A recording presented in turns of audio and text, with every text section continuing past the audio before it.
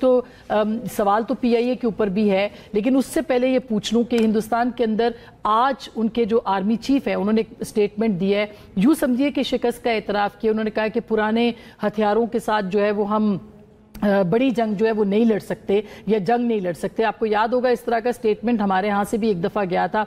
उनके स्टेटमेंट के पीछे क्या राज है? क्या वाकई आप समझते हैं कि वो पुराने हथियारों का कह के अपनी शिकस्त का एतराफ़ कर रहे हैं, या वो नई कोई चाल है हिंदुस्तान की जो कि वो चलने जा रहे हैं? बहुत शुक्रिया आसमा, मुझे इनवाइट करने का फ्रॉम कनाडा। इस वक्त मैं आजकल यहाँ पे हूँ और ये जो टॉपिक है ये हम पहले भी आपके प्रोग्राम में डिस्कस कर चुके हैं और हमें उस वक्त भी मैं तो अप्रिशिएट किया था सीडीएस चौहान साहब को कि उन्होंने सच बोला था। तो जब कहा था कि हमारा नुकसान हुआ है, हमारे टैक्टिक्स फॉल्टी थे, हमने इम्प्रूव किए और फिर कम बैक किया। ऑल्दो मैं जाहिर है कंटेंट से एग्री नहीं करता, बट सच्चाई से मैं एग्री करता हूँ कि वो कंटेंट ये मैं उस वक्त भी कहा था कि कोई एयरफोर्स ग्राउंड नहीं की जाती जंग में और टैक्टिक्स जंग में भी इम्प्रूव नहीं किए जाते। जहां तक ये उन्होंने कहा है, ये एक और भी उन्होंने बयान दिया था जो मैं अप्रिशिएट करता हूँ इस सेंस में कि उन्होंने कहा था कि we people in uniform make more rational decision.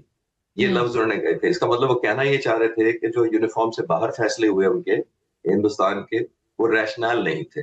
और अब वो टेक्नोलॉजी की भी बात कर रहे हैं और इशारा दे रहे हैं कि जो जंगे हैं वो पिछले वेपन सिस्टम या आउटडेटेड टेक्नोलॉजी से नहीं लड़ी जा सकती। इसको असमा रिलेट करें जो उनके एयर चीफ ने फरवरी 2025 में हमारे ये जंग से सिर्फ 3 महीने पहले कहा था, उसमें भी उन्होंने यही कहा था।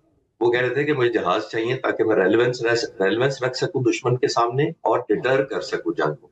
ये बिल्कुल फरवरी की बात है इसी साल की। जी। और फिर जब ये जंग हो गई, ऑपरेशन सिंदूर हो गया, तो 30 मई 2025 को उन्होंने एक और बयान दिया था। इंडियन एयर चीफ की बात कर रहा हूँ, एपी सिंह।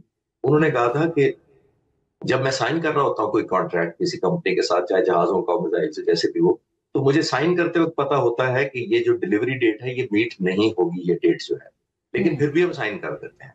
ये एलिमेंट ऑफ जो डिसअपॉइंटमेंट आप देख रही हैं, ओवर हायरार्की देख रही हैं, ब्यूरोक्रेसी का एलिमेंट देख रही हैं आप, जिसका मतलब ये है कि डिसीजन पावर जो आर्म फोर्सेस, पर्टिकुलरली सीडीएस ने खुद कह दिया, एयर चीफ ने, मैंने आपको डेट्स के साथ बता दिया, आप गूगल करें आपको ये मिल जाएंगे उनके इंटरव्यूज, और वो ये पब्लिक में आप कह रहे हैं। और जो उन्होंने जितने बयान दिए इनको सबको कनेक्ट करें तो मुझे एक एलिमेंट ऑफ माइंडसेट लगता है।